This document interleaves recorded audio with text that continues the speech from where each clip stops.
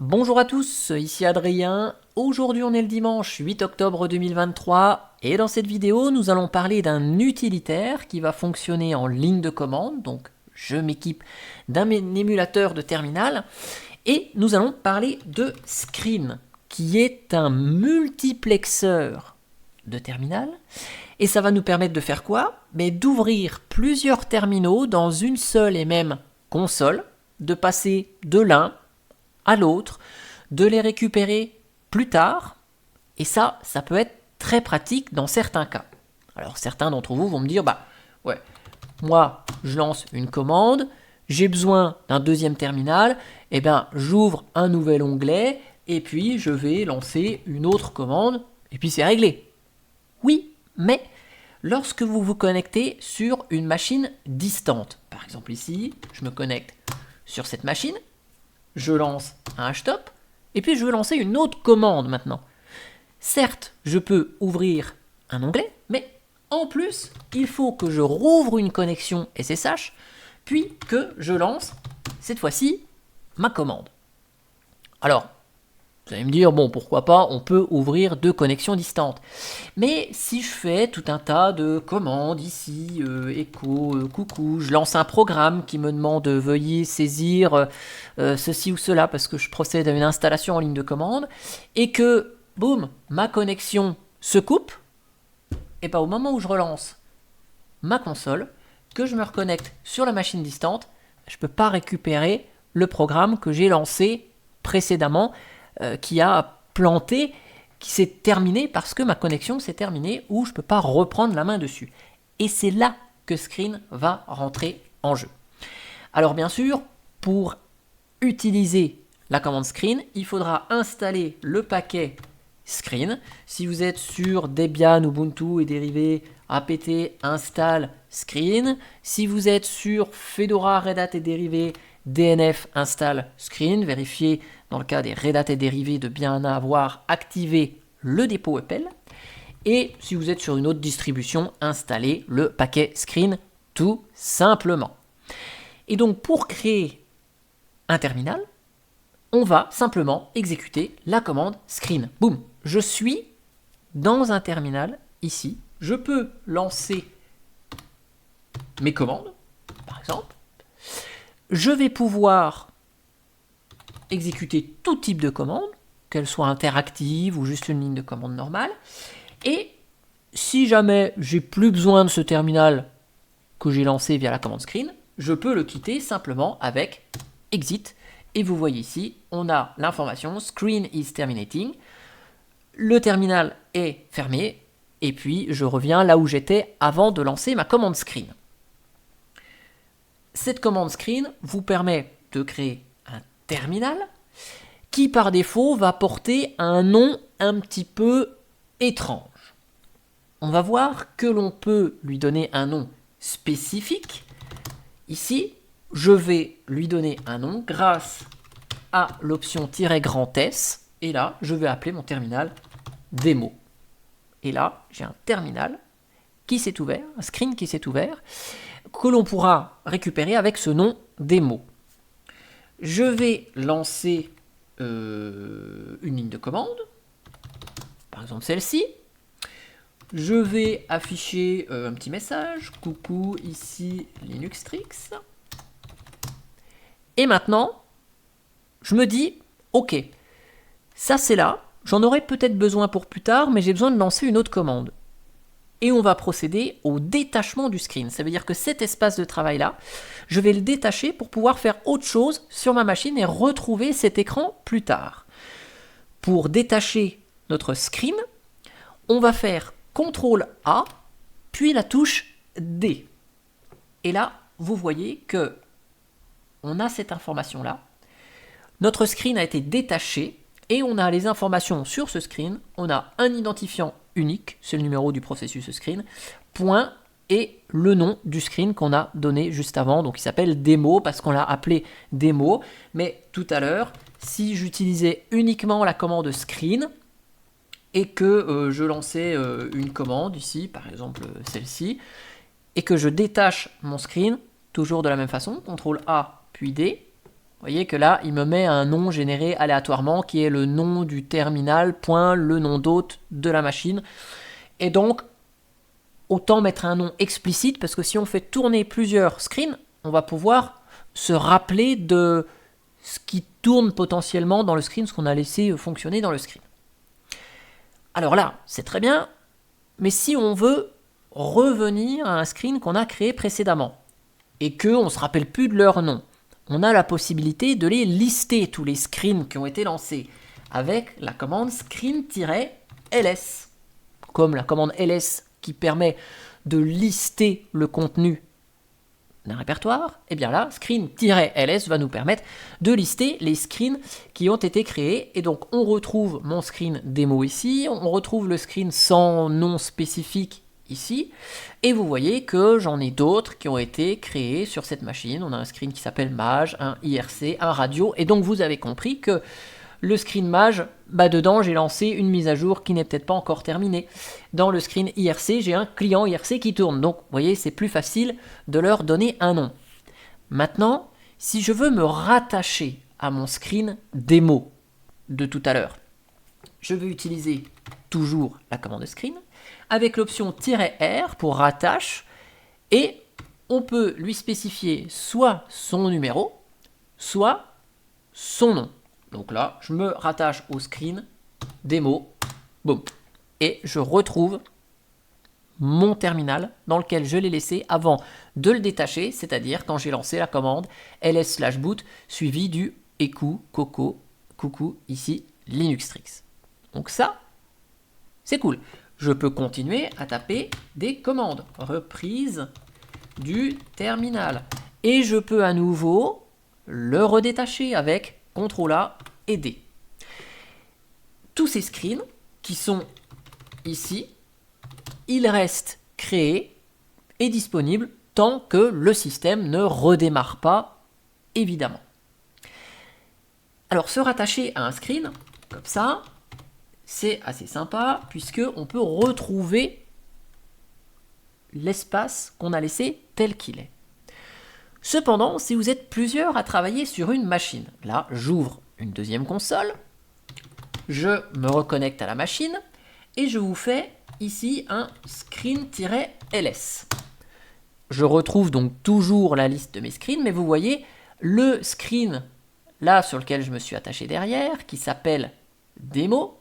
Vous voyez que là, il n'est pas noté comme détaché, il est noté comme étant attaché. Ça veut dire que quelqu'un l'utilise au moment où j'ai lancé la commande screen-ls. Et donc, je ne peux pas l'utiliser à nouveau avec la commande screen-r. Là, si j'essaie de me rattacher, vous voyez qu'il nous dit, il y a déjà un screen qui est attaché, je ne peux pas me rattacher à celui-ci. Si, pour une raison X ou Y, vous voulez vous rattacher à un screen qui est déjà attaché. Cas d'usage numéro 1, vous avez perdu la connexion à la machine et puis le terminal est resté attaché. Vous voudriez peut-être le récupérer. Et deuxième cas qui peut être très intéressant, vous êtes sur ce screen, alors je vais juste réduire un peu là, vous êtes sur ce screen à gauche et il y a quelque chose que vous n'arrivez pas à faire et vous avez besoin de l'aide d'un collègue. Eh bien, ce collègue, il peut utiliser l'option "-x à screen qui va lui permettre de se rattacher à un screen qui est déjà attaché.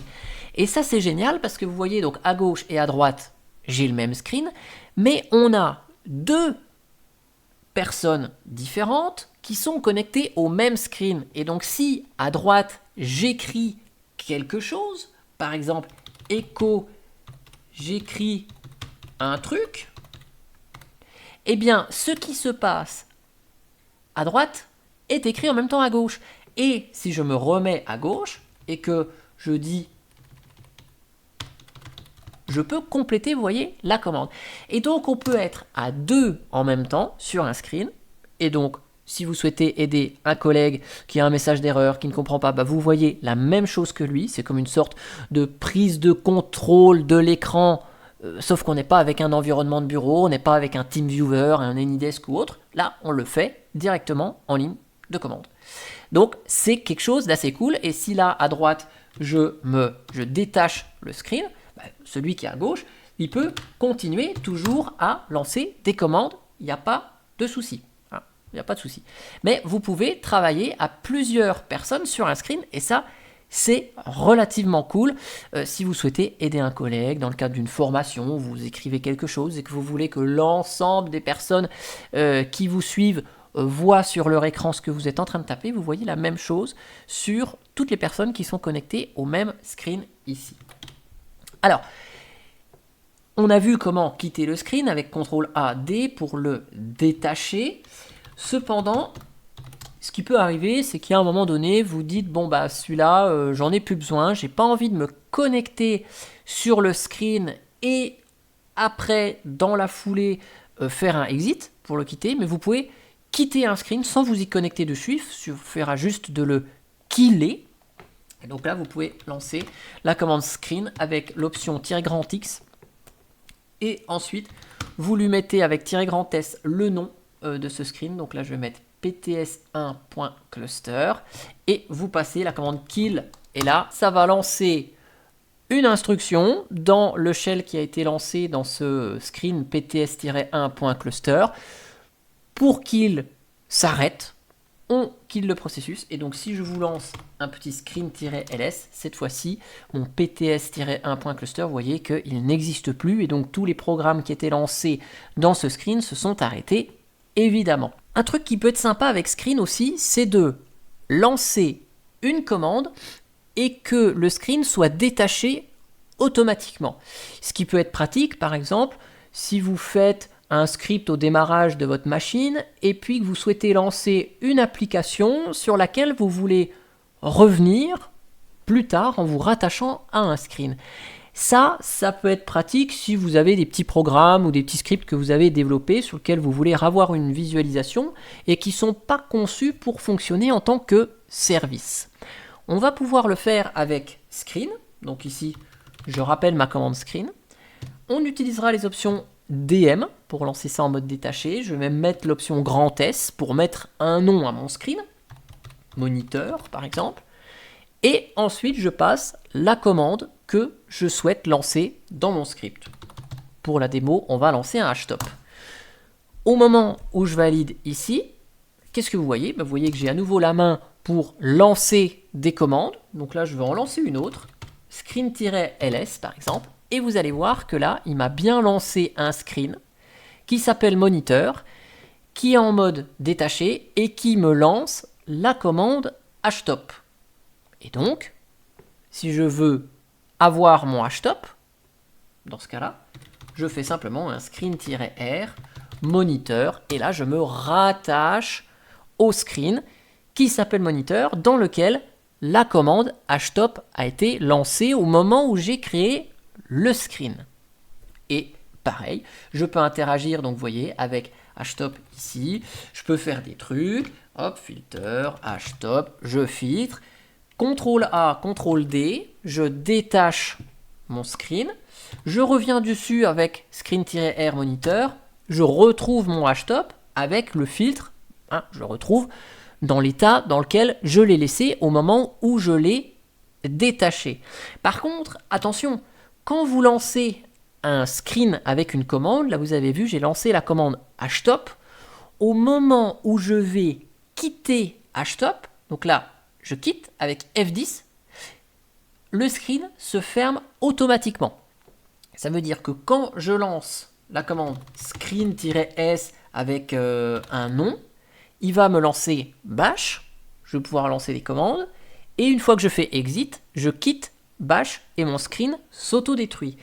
Quand je lance en mode détaché et que je mets une commande, ça ne va pas lancer bash ou votre shell, mais ça va lancer la commande qui est notée ici, et donc dès que ce programme se ferme, on ne revient pas sur une invite de commande, le screen se détruit parce que le processus htop a été arrêté dans le cas que je vous ai montré ici.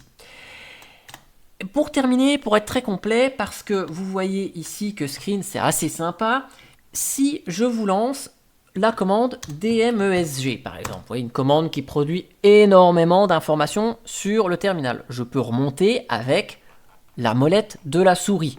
Ça parce que je suis dans une console graphique ici. Si je crée un screen que j'appelle log par exemple et que je relance cette commande dmesg, je retrouve la même chose avec plein d'informations. Je peux remonter avec la molette de la souris. Cependant, je détache le screen, CTRL A, D, et je viens m'y reconnecter. Screen-R, log. Je retrouve effectivement le screen dans l'état dans lequel je l'ai laissé. Par contre, cette fois-ci, la molette de la souris, ça ne fonctionne plus. Ça ne fonctionne plus. Ici, on n'a pas l'information qui est au-dessus. Si je remonte encore avec la molette de la souris, je vois mon écran où le screen a été détaché et je revois ma commande screen-r log. Vous allez pouvoir, dans le screen, naviguer dedans. Donc ça peut être pratique aussi si vous avez une commande qui vous produit énormément de contenu et que vous êtes dans un terminal virtuel, vous savez, avec CTRL-ALT F3. Vous allez pouvoir remonter dans la vue. Et pour ça, il faut basculer en mode copie. Donc comment on fait ça avec Screen? Vous faites CTRL-A, ça c'est la touche magique pour rentrer en mode action, et vous faites le crochet ouvrant. Donc sur un clavier AZERTY, c'est Alt-GR 5. Et vous voyez en haut, au niveau de ma console, il y a marqué Copy Mode. Donc on rentre en mode copie. Et là, maintenant, je peux monter avec la flèche, descendre avec la flèche, aller à gauche, aller à droite, peu importe. Et donc je vais pouvoir, avec les flèches, remonter dans la vue de mon screen ici. Alors si on veut aller plus vite, vous avez les touches page up et page down qui vous permettent de monter ou de redescendre page par page dans cette console. Et donc vous allez pouvoir remonter un peu plus haut et avoir des informations qui sont affichées très vite. Vous pouvez remonter, c'est l'équivalent de, comme vous affichez un fichier avec less ou more, vous pouvez descendre ou remonter page par page dans le fichier. Donc grâce à ce copy mode, vous pouvez renaviguer dans l'affichage qui a été produit. Et si vous voulez quitter ce mode copie, eh bien, il suffit juste d'appuyer sur la touche Q pour quitter. Hop, vous voyez, mon curseur est revenu en bas. Et là, je peux m'amuser à taper des commandes à nouveau. Voilà, donc là, j'ai été assez complet sur la commande screen, sur ce que je voulais vous montrer sur ce petit utilitaire. J'espère que ça vous a plu. Et moi, je vous dis à bientôt pour une prochaine vidéo. Allez, ciao, ciao, bye bye.